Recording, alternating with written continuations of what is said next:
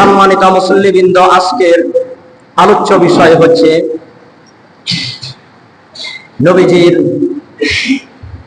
প্রথম সাহাবী, প্রধান খলিফা হযরত আবু বকর সিদ্দিক রাদিয়াল্লাহু তাআলা জীবনের উপর সংক্ষেপে আলোচনা। ওনার জীবনী থেকে আজকে আলোচনা করব, উনি কিভাবে ইসলাম গ্রহণ করেছেন। হযরত আবু বকর সিদ্দিক রাদিয়াল্লাহু তাআলা আনহু ইসলাম কিভাবে গ্রহণ করেছেন। আনোয়ারে সাহাবা একটি কিতাবের নাম। সাহাবাদের বৈশিষ্ট্য, সাহাবাদের জীবনী সম্পর্কে আলোচনা। সেই আনোয়ারে সাহাবা কিতাবের মধ্যে আল্লাহ রাসূল হুজুর আকরাম সাল্লাল্লাহু আলাইহি ওয়াসাল্লাম এবং হযরত আলী রাদিয়াল্লাহু তাআলা আনহু একসাথে বসে আছেন। আল্লাহর নবী হুজুর আকরাম সাল্লাল্লাহু আলাইহি ওয়াসাল্লাম বলেন, হে আলী, তুমি তো জানো জান্নাতের ভিতরে সমস্ত নারীদের সরদারিনী কে হবে? হযরত আলী কাররামাল্লাহু ওয়াজহু রাদিয়াল্লাহু তাআলা আনহু বলেন যে সেটা তো আমার ঘরেই, অর্থাৎ খাতুনে জান্নাত ফাতিমাতুস সুহরা রাদিয়াল্লাহু তাআলা আনহা সমস্ত নারীদের সরদারিনী হবেন জান্নাতে। আল্লাহ রাসূল বললেন, হে আলী, তুমি তো এও জানো জান্নাতের ভিতরে সমস্ত যুবকদের সরদার কি হবে? হযরত আলী রাদিয়াল্লাহু তাআলা আনহু বললেন, এটাও তো আমার ঘরে, অর্থাৎ দুনিয়ার সকল যুবকের সরদার হবে জান্নাতের ভিতরে, যারা জান্নাতে যাবে হযরত ইমাম হাসান এবং হুসাইন রাদিয়াল্লাহু তাআলা আনহুমা। এরপর আল্লাহ রাসূল বললেন, হে আলী, তুমি তো এই জানো, তুমি জানো কি জান্নাতের ভিতরে যারা বয়স্ক মুরব্বীদের সরদার কি হবে? হযরত আলী রাদিয়াল্লাহু তাআলা আনহু বললেন, না, এটা তো জানি না। এমনি হযরত আবু বকর সিদ্দিক রাদিয়াল্লাহু তাআলা আনহু কমেন একটা কম দিলে বুঝবেন না, কথাই বলা যায় না। আমার গলা আমি আস্তে কথা বলতে পারি না, আস্তে কথা বলে জোরে আপনার কাছেরা যারা শুনবেন, দূরে যারা তারা শুনবে না। বলতেছিলাম মুরব্বীদের জান্নাতের ভিতরে মুরব্বীদের সরদার কি হবে, বয়স্ক মানুষের সরদার কি হবে? হযরত আলী রাদিয়াল্লাহু তাআলা আনহু বললেন যে আমি তো জানি না।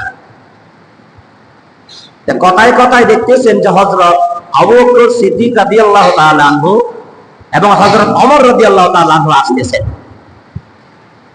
আল্লাহ রাসূল হাতে ইঙ্গিত দিলেন যে জান্নাতের ভিতরে মুরব্বী বয়স্কদের সরদার হবে আমার এই দুই সাহাবী, একজন হযরত সিদ্দিক আকবর, আরেকজন হযরত ওমর রাদিয়াল্লাহু তাআলা আনহু। হযরত আবু বকর সিদ্দিক রাদিয়াল্লাহু তাআলা আনহু হযরত ওমর রাদিয়াল্লাহু তাআলা আনহু যখন কাছে আসলেন, আল্লাহর নবীর চেহারাটা একটু মলিন হয়ে গেল। হযরত আবু বকর রাদিয়াল্লাহু তাআলা আনহু হযরত ওমর রাদিয়াল্লাহু তাআলা আনহু মুস্কি হাসতেছিলেন কথাটা শুনে।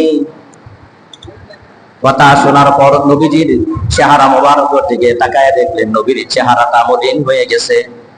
ইয়া রাসূলুল্লাহ, কি জানি শুনতেছিলাম, আবার কথা বন্ধ করে দিলেন যে হ্যাঁ, বলতেছিলাম জান্নাতের ভিতরে বয়স্ক যারা হবে, আমার বয়স্ক উম্মত, মুরব্বী উম্মত যারা হবে, জান্নাতের ভিতরে সরদার হবে তোমরা দুজন, হযরত আবু বকর এবং হযরত ওমর রাদিয়াল্লাহু তাআলা আনহু। হযরত আবু বকর সিদ্দিক রাদিয়াল্লাহু আনহু বললেন, ইয়া রাসূলুল্লাহ, এটা তো খুশির সংবাদ, যে আপনার চেহারাটা মলিন হলো কেন? আল্লাহর নবী বলেন, হে আবু বকর, তোমরা জানো না এমন এক সময় আসবে, এমন এক যুগ আসবে যারা তোমরা তো জান্নাতের ভিতরে মুরব্বীদের সর্দার হবে, কিন্তু আমার উম্মতের মধ্যে এমন একটি দল বের হবে তোমাদের উপর আঙ্গুল উঠাবে, তোমাদের উপরে আঙ্গুল উঠাবে। অর্থাৎ আমরা জানি যারা শিয়া সম্প্রদায় ওরা মুসলিম দাবি করে, হযরত আবু বকর এবং ওমরের কাফের কয়, নাউযুবিল্লাহ। আল্লাহ রাসূল খেলাফত দিয়েছিল হযরত আলীকে, হযরত আবু বকর এবং ওমর জোরপূর্বক ক্ষমতা দখল করে আলীকে বঞ্চিত করছে, নাউযুবিল্লাহ। সিদ্দিক আকবর রাদিয়াল্লাহু তাআলা আনহু, হযরত ওমর রাদিয়াল্লাহু তাআলা আনহু বললেন, ইয়া রাসূলুল্লাহ, ইসলামের জন্য আপনার উম্মতের জন্য কি করি নাই? হযরত সিদ্দিক আকবর বললেন, ইয়া রাসূলুল্লাহ, আমার সমস্ত সম্পদ তো আপনার এবং আপনার উম্মতের নামে ব্যয় করেছি। 13টা দোকান ছিল, খেজুরের বাগান ছিল, যা সম্পদ ছিল সব আপনার উম্মতের জন্য আমি ব্যয় করেছি, ইসলামের জন্য ব্যয় করেছি। এরপরে তারা আমার উপর আঙ্গুল উঠাবে কেন? ইসলামের জন্য তো কম কষ্ট করি নাই, আমার শরীরে গায়ে কি সালার শট উঠে নাই? 13টা দোকানের মালিক ছিলাম। মক্কা নগরে আবু বকর সিদ্দিক রাদিয়াল্লাহু তাআলা আনহুর চেয়ে ধনী ধনাঢ্য ব্যক্তি আর কেউ ছিল না। ইসলামের জন্য ব্যয় করতে করতে একবারে ফকির হয়ে গেছেন, সালার শটের পোশাক পরেছেন। এরপরেও আপনার উম্মতেরা আমার উপর আঙ্গুল উঠাবে? আল্লাহ রাসূল বলেন যে হ্যাঁ। সিদ্দিক আকবর বললেন, হযরত ওমর রাদিয়াল্লাহু তাআলা আনহু বললেন, ইয়া রাসূলুল্লাহ, আপনার উম্মতের মধ্যে কি আমাদেরকে কেউ ভালোবাসবে যে হ্যাঁ আমার উম্মতের মধ্যে তোমাদেরকে অনেক ভালোবাসবে এমন উম্মত থাকবে? তাই ইয়া রাসূলুল্লাহ, আপনার উম্মতের মধ্যে যারা আমাদেরকে ভালোবাসবে, আল্লাহ রাসূল বললেন, যারা তোমাদেরকে মনে প্রাণে ভালোবাসবে ওই সমস্ত উম্মতদেরকে তোমরা কি দিবা? আমার উম্মতদেরকে তোমরা কি দিবা? হযরত ওমর রাদিয়াল্লাহু তাআলা আনহু, হযরত আবু বকর সিদ্দিক রাদিয়াল্লাহু তাআলা আনহু বললেন, আমার যত নেক কামাই করেছি, জীবনের সমস্ত নেক আমলের সবের চাইরানি অংশ আপনার উম্মতের জন্য আমি দান করে দিলাম। সুবহানাল্লাহ। হযরত ওমরকে টার্গেট করে বলেন, আমার তুমি কি দিবা? হযরত ওমর রাদিয়াল্লাহু তাআলা বলেন, ইয়া রাসূলুল্লাহ, কোনদিন তো আবু বকর সিদ্দিক রাদিয়াল্লাহু তাআলা আনহুর আগে যাইতে পারি নাই, দান করেছি কিন্তু ওনার আগে যাইতে পারি নাই। এখন এবার সমান থাকতে চাই। আমার জীবনের ইসলাম গ্রহণের পর যত নেক আমল করেছি, আমার সমস্ত নেক আমল থেকে 1/3 অংশ অর্থাৎ 4 অংশ 4 আমি দান করে দিব। সুবহানাল্লাহ। এখন 4 নেক কতটুকু এবার আসেন, এটার পরিমাণ কি?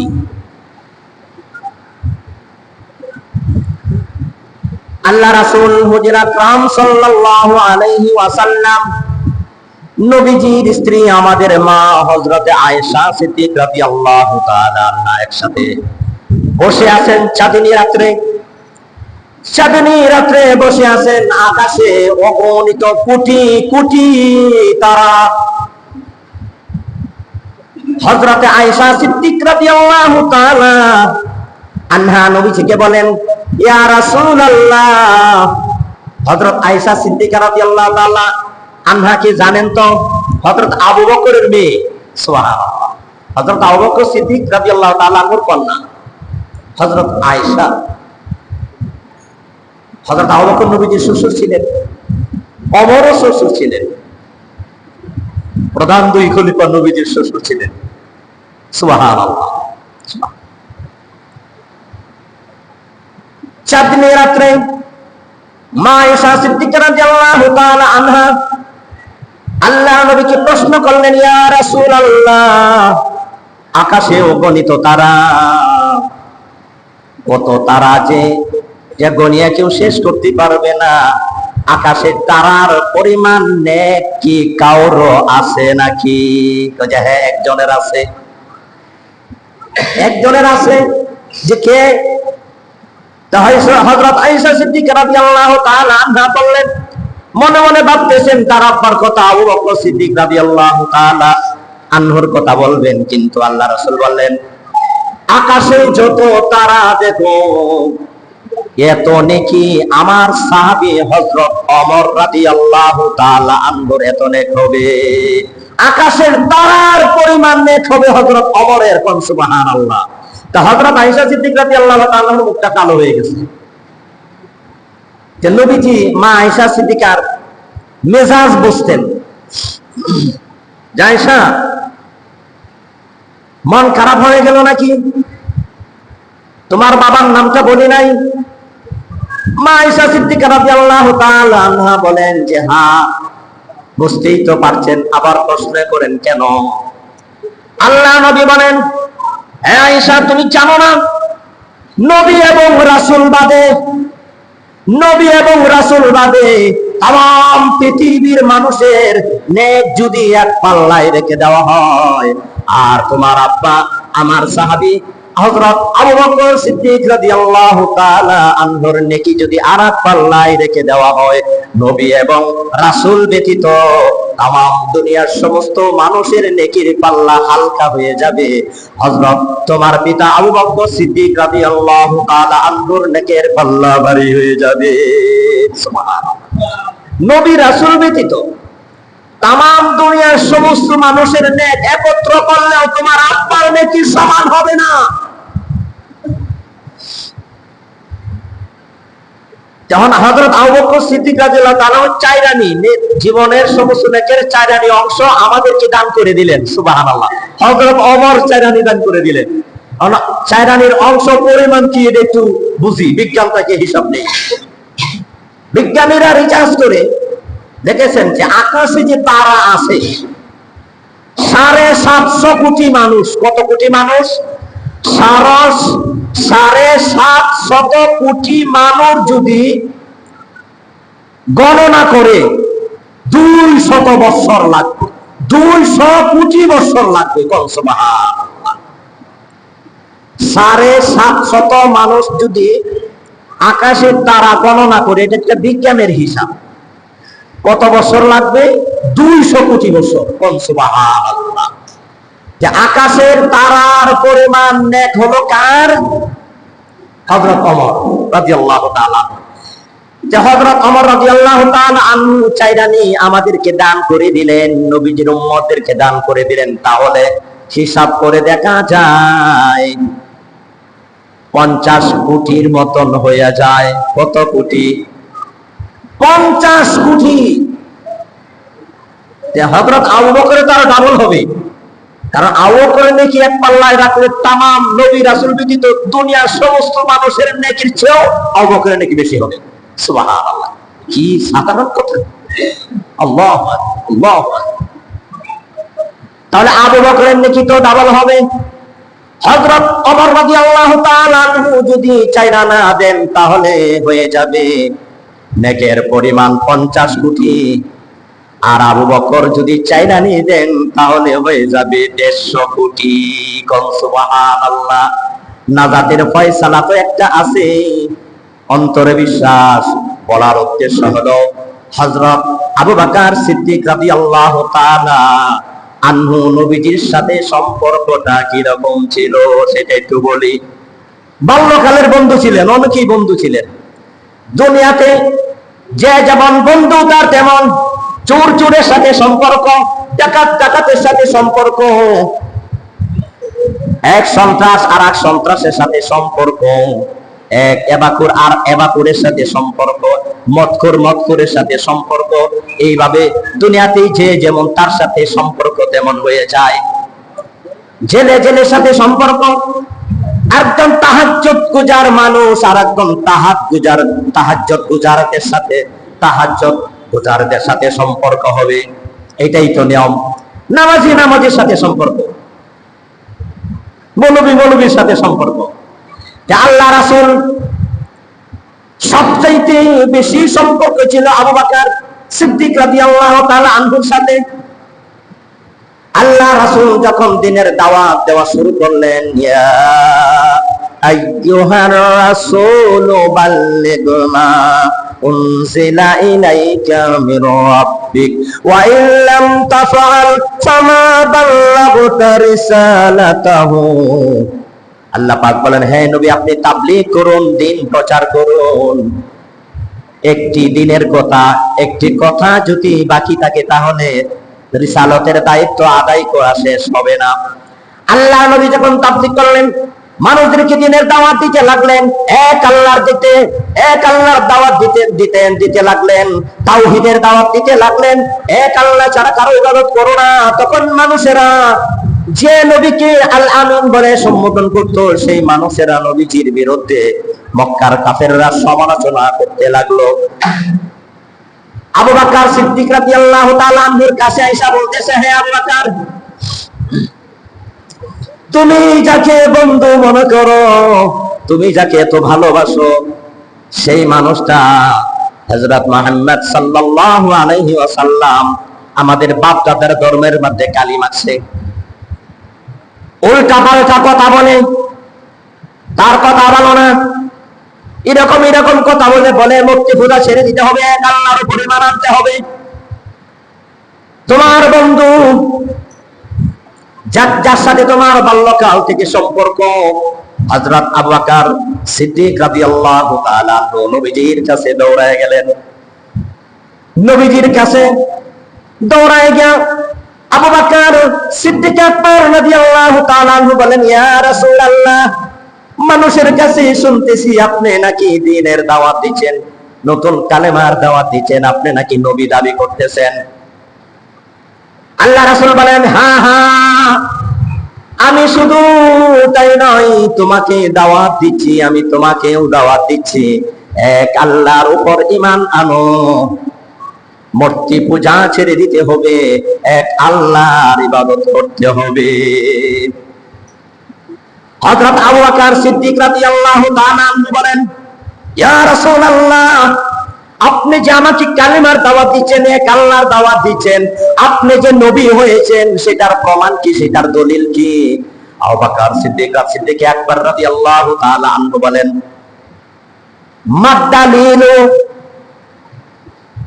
মাদ্দালিলু আলা মা তাদঈ, সেই নবুয়তের প্রমাণ কি? মাদ্দালিলু আলা মা তাদঈ, সেটার প্রমাণ কি? আপনি যে দ্বীনের দাওয়াত দিতেছেন, আপনি যে নবী হলেন, সেটার দলিল চাই। আল্লাহর নবী বলেন, হে আবু বকর, তুমি কি জানো না, নবুয়তের দলিল তো কয়েক বছর আগেই তোমার ঘরের ভিতরে প্রবেশ করেছে। ভাই, আপনারা কি কথা বলবেন না? কথা বলবে, আমার কথা বুঝবেন না। আবু বকর বলতেছেন, মাদ্দালিলু আলা মা তাদঈ, আপনি যে নবী হলেন, এটা দলিল কি, প্রমাণ কি? আল্লাহ নবী বলেন, হ্যাঁ আবু বকর, আমার কাছে তুমি নবুয়তের দলিল চাও, কয়েক বছর আগে তোমার ঘরে তো নবুয়তের দলিল ঢুকে গেছে। ইয়া রাসূলুল্লাহ, কিভাবে আমার ঘরের ভিতরে নবুয়তের দলিল গেল? আল্লাহর নবী সেই কথা বলে দিলেন, রুইয়াকাল্লাযী রাআইতাহা ফিশ-শাম, এই শামের মধ্যে ব্যবসা করতে গিয়ে যে তুমি স্বপ্নে দেখেছিলে, সেই স্বপ্নটাই তো আমি নবী হওয়ার দলিল। সুবহানাল্লাহ। রুইয়াকাল্লাযী রাআইতাহা বিশ-শাম, তুমি তো শাম দেশে ব্যবসা করতে গেছিলে, যাওয়ার পরে যে তুমি স্বপ্নে দেখছিলে, সেই স্বপ্নটাই আমি নবী হওয়ার দলিল। এখন কি স্বপ্নে দেখছিলেন সেটা তো বলতে হয়, ঠিক না? নাহলে তো বুঝবেন না। আল্লাহ নবী তখন নবুয়ত পান নাই, হযরত আবু বকর মুসলমান তখন হন নাই, নবী তো নবুয়ত পান নাই। নবুয়ত পাওয়ার আগে আবু বকর সিদ্দিক রাদিয়াল্লাহু তাআলা শাম দেশে ব্যবসা করার জন্য গিয়েছিলেন। শাম দেশে ব্যবসা করার জন্য যাওয়ার পর আকাশের চাঁদনি রাতে, চাঁদের 14 তারিখে ঘুমের মধ্যে একটা স্বপ্ন দেখতেছেন কে? হযরত আবু বকর সিদ্দিক আকবর স্বপ্ন দেখেন আকাশের চাঁদটা এত সুন্দর পূর্ণিমার চাঁদ। উনি স্বপ্নে দেখতেছেন চাঁদটা আস্তে আস্তে অনেকগুলি টুকরো টুকরো হয়ে গেছে। সুবহানাল্লাহ। চাঁদটা টুকরো টুকরো হয়ে অনেকগুলি টুকরো হয়ে মক্কার যত ঘর আছে প্রতি ঘরে ঘরে ওই চারটা টুকরো হয়ে প্রতি ঘরে ঘরে ঢুকে গেছে। সুবহানাল্লাহ। আবু বকর মনে মনে ভাবতে, হায় রে কি দেখলাম, আকাশের 4 টুকরো হয়ে মক্কার ঘরে ঘরে ঢুকে গেল। তিনি আবার আকাশের দিকে দাঁড়ালেন, আকাশটা তো চাঁদ শূন্য হয়ে গেল, আকাশে আর চাঁদ নাই। 4 টুকরো টুকরো হয়ে মদিনার ঘরে ঘরে ঢুকে গেছে। আবার কিছুক্ষণ পর আকাশের দিকে যখন তাকাইলেন, একেবারে 14 তারিখের পূর্ণিমার চাঁদের মতন চাঁদ আবার আকাশে দেখা যায়। সুবহানাল্লাহ। এরপরে যা দেখলেন পূর্ণিমার চাঁদটা আর টুকরো টুকরো হয় নাই। এই পূর্ণিমার পূর্ণ চাঁদটা করে আকাশ থেকে নেমে নেমে পুরা চাঁদটা আবু বকর সিদ্দিক রাদিয়াল্লাহু তাআলা আনহুর ঘরে ঢুকে গেছে। সুবহানাল্লাহ। এখন আর টুকরো টুকরো হয় নাই, পুরা চাঁদটাই আবু বকর সিদ্দিক রাদিয়াল্লাহু তাআলা আনহুর ঘরে ঢুকে গেছে। এই স্বপ্ন যখন দেখলেন, দেখার পরে সকালবেলা উনি পাগলের মতন ঘুরতেছেন আর লোকদেরকে জিজ্ঞাসা করতেছেন, এই শাম দেশে সবচাইতে বড় আলেম কে? অতীতকালীনের কিতাবের আলেম কে আছে? তখন এক আলেম শামকে খুঁজে পেলেন। পাওয়ার পরে ওনার স্বপ্ন বললেন যে স্বপ্নের ব্যাখ্যা কি? আমি যে স্বপ্নে দেখলাম পূর্ণিমা রাতে 4টা টুকরো টুকরো হয়ে মক্কার প্রতি ঘরে ঘরে ঢুকে গেছে। এরপরে স্বপ্ন দেখলাম যে আনাম পূর্ণ চাঁদটাই আমার ঘরে ঢুকে গেছে। এই স্বপ্নের ব্যাখ্যা কি? তখন সেই আলেম সাহেব স্বপ্নের ব্যাখ্যা দিতে লাগলেন। হ্যাঁ আবু বকর, অতি সুসংবাদ, শোনো শোনো, এত বড় সুসংবাদ, আখিরি নবী, বিশ্ব নবী, শেষ নবী আবির্ভাব হবে অচিরে তার আত্মপ্রকাশ হবে, আর যার মাধ্যমে রিসালাতের দায়িত্ব শেষ হবে, বিশ্ব নবীর আগমন হবে। বিশ্ব নবীর আগমন হওয়ার পরে মক্কার ঘরে ঘরে ইসলামের আলো ঢুকে যাবে, কিন্তু কিছু কিছু আলো মক্কার প্রতি ঘরে ঘরে ঢুকবে, কিন্তু পূর্ণ ইসলামটাই তোমার ঘরে ঢুকে যাবে। সুবহানাল্লাহ। আর যিনি নবী হবেন তার সাথে তোমার সম্পর্ক হবে সবচাইতে বেশি, তার সাথে সবচাইতে বেশি সম্পর্ক হবে তোমার। এই ব্যাখ্যা আল্লাহ নবী বললেন, রুয়াকাল্লাযী রাআইতাহা বিশাম। হ্যাঁ সিদ্দিক আকবর, আমি যে নবী হওয়ার দলিল বিগত কয়েক বছর আগেই তো তোমার ঘরে ঢুকে গেছে। তুমি যখন শাম দেশে ব্যবসা করতে গিয়েছিলে আর স্বপ্নের ব্যাখ্যা যিনি দিয়েছিলেন, আর সেই পূর্ণিমার চাঁদটা ছিলাম আমি নবী। সুবহানাল্লাহ। সেটা ইসলাম। প্রতি ঘরে ঘরে অল্প ইসলাম ঢুকলে কিন্তু তোমার ঘরে পূর্ণ ইসলাম ঢুকছে। সুবহানাল্লাহ। এখন কি নবুয়তের দলিল লাগবে? ফাকাল আবু বকর সুম্মা কাব্বালা সুম্মা আলাকা। এই কথা লাভ দিয়ে আবু বকর সিদ্দিক রাদিয়াল্লাহু তাআলা আনহু দাঁড়ায় গেলেন, নবীজির সাথে মুআনাকা করলেন, নবীজির কপাল মুবারকে চুম্বন খেলেন। সুবহানাল্লাহ। আবু বকর মুসলমান হওয়ার পর যে যাকে ভালোবাসে কোথাও বসলে তার পক্ষে কথা বলে, ঠিক না বেশি? আর যে যাকে ভালোবাসে না কোথাও বসলে তার বিরুদ্ধে কথা বলে, ঠিক না বেঠিক? আবু বকর ইসলাম গ্রহণ করেছেন, এখন তো নবীর প্রশংসা করতে লাগলেন। এমন মানুষ, আল্লাহর নবীর প্রশংসা, উনি যে নবী, উনি দলিল দিতে লাগলেন।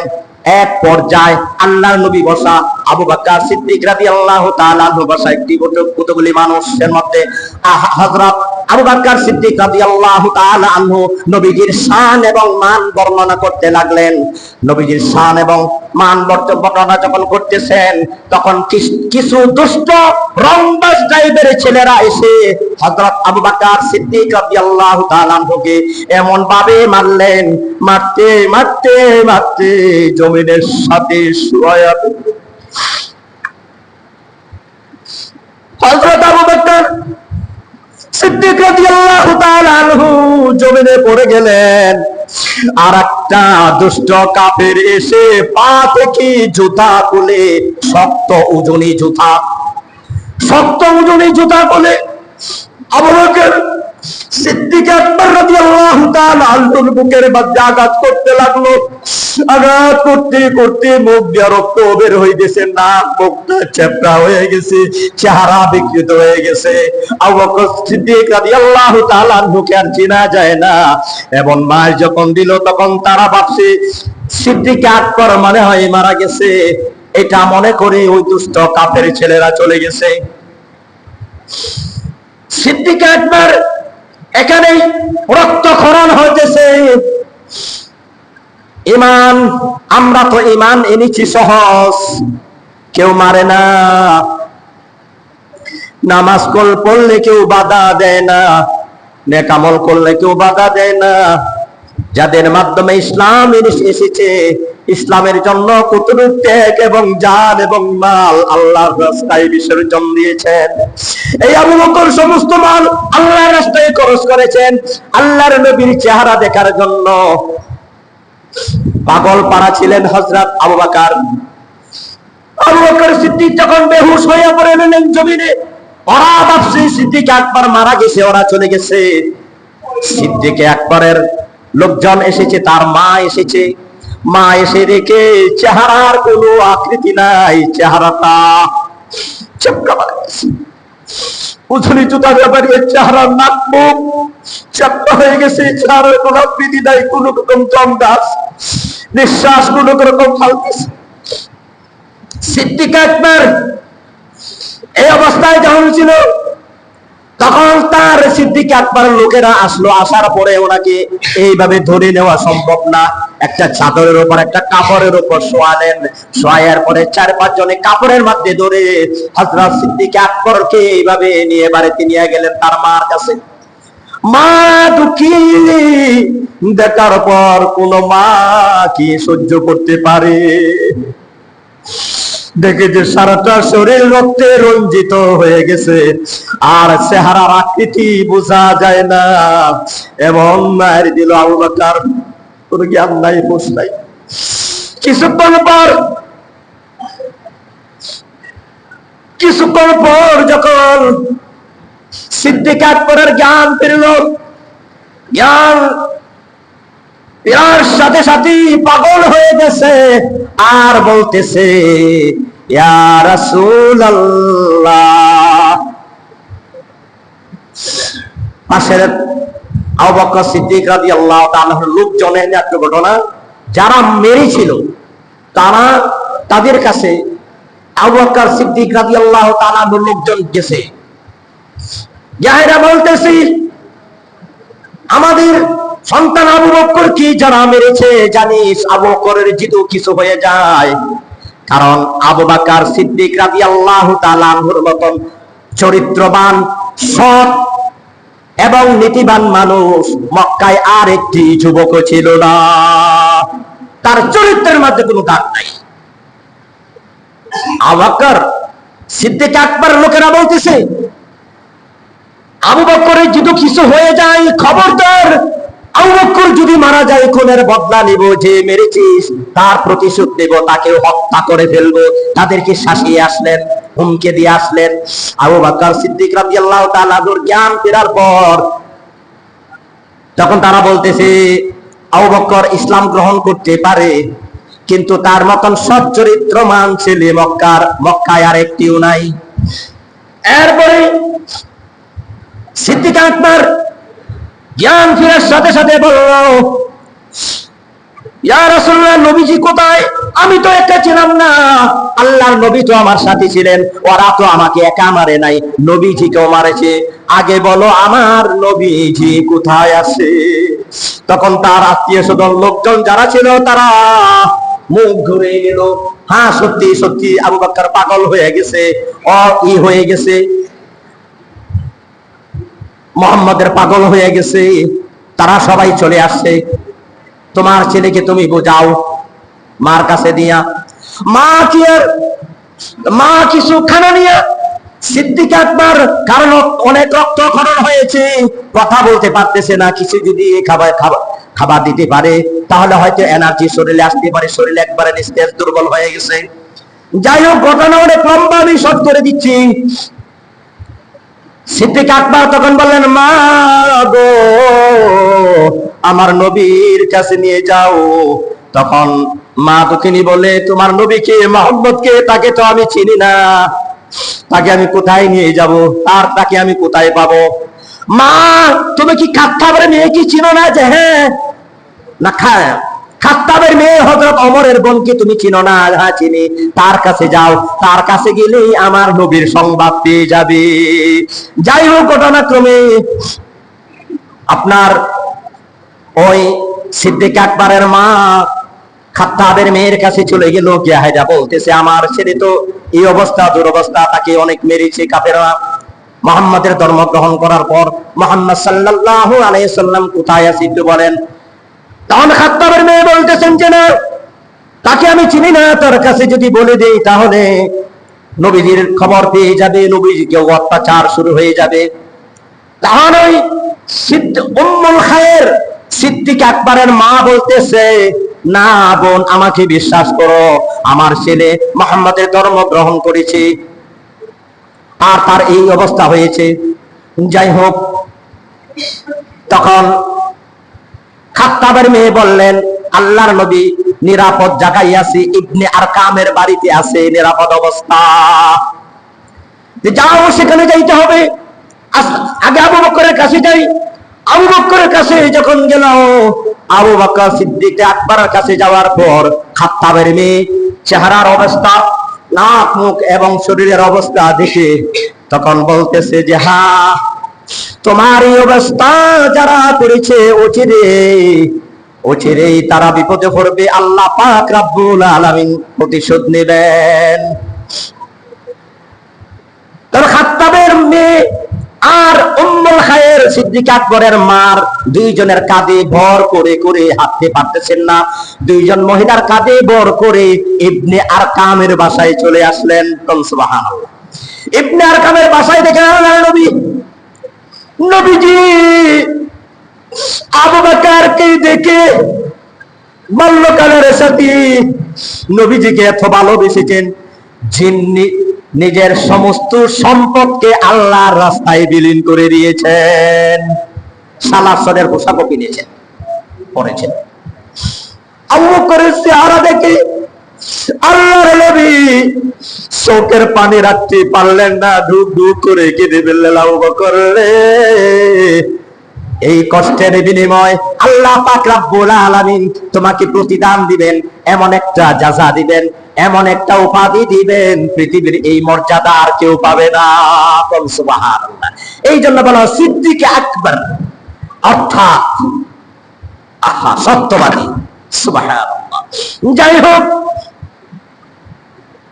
সিদ্দিক আকবর নবীজিকে বলতেছেন, তার ওই যে দেখা যায় আমার মা, আল্লাহ নবী বলেন তোমার মা তো এখন ইসলাম গ্রহণ করেন নাই।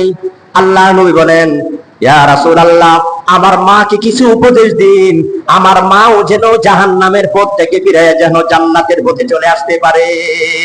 আল্লাহ নবী দুই তিনটা কথা বললেন, আল্লাহর কাছে দোয়া করলেন, সাথে সাথে সিদ্দিক আকবরের মা নবীজির নুরানি চেহারা মুবারক দিকে তাকায়া বললেন, ইয়া রাসূলুল্লাহ, তাওহীদের কালেমা আমাকে পড়ায়া দেন, লা ইলাহা ইল্লাল্লাহু মুহাম্মাদুর রাসূলুল্লাহ সাল্লাল্লাহু আলাইহি সাল্লাম। মাও মুসলমান হয়ে গেলেন, আল্লাহর খাস রহমত নিয়ামত। আল্লাহ নবী বলেন, তোমরা এখান থেকে যাওয়া এখন নিরাপদ নয়, এখান থেকে কেউ যাইবা না। ইবনে আরকাম বলেন, আল্লাহ নবী বলেন 1 মাস পর্যন্ত তোমরা এখানে থাকো, এরপরে তোমাদেরকে যাওয়ার সুযোগ করে দেওয়া হবে। পরিস্থিতি এখন মক্কার পরিস্থিতি ভালো না, কারণ যে ঈমান আনে, কালেমা পড়ে, জিহ্বায় পেরাক মারে, কঠিন ভাবে নির্যাতন করে, এরকম এত দামি ইসলাম, এত রক্তের ভিতর দিয়া, রক্তের উপর দিয়া ইসলাম এসেছে। আজকে সেই ইসলাম অধঃপতিত, লাঞ্ছিত, অপমানিত।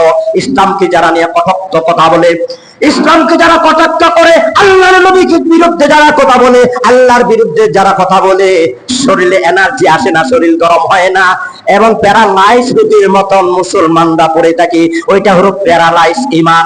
একটা কথা জানে রাখবেন, পৃথিবীর কোথাও যদি মুসলিম নির্যাতিত হয়, আর পৃথিবীর সমস্ত মুসলিমরা যদি ঐক্যবদ্ধ না হয়, আর শরীরের মধ্যে এনার গরম না হয়, আর শরীরের দুঃখ, মনের মধ্যে যদি দুঃখ প্রকাশ না হয়, বুঝতে হবে ঈমানে প্যারালাইজ হয়ে গেছে। শরীরে যদি হাতে প্যারালাইজ হয়, তাহলে চিমটি দিলেই ব্যথা পায় না, ব্যথা পায় না, কারণ প্যারালাইজ হয়ে গেছে।